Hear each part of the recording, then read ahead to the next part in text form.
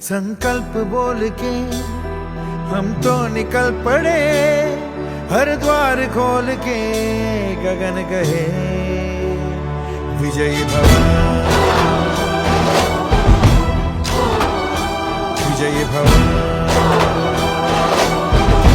गगन कहे विजयी भव।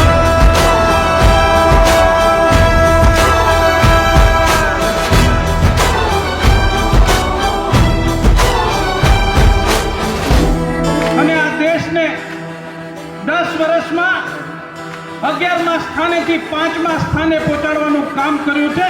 જો એ કોઈ કર્યું હોય તો એ દેશના પ્રધાનમંત્રી નરેન્દ્ર મોદીએ।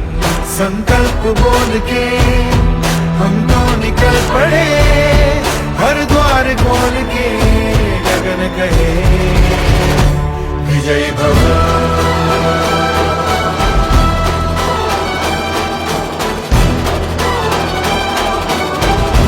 गगन कहे विजयी भव। ओ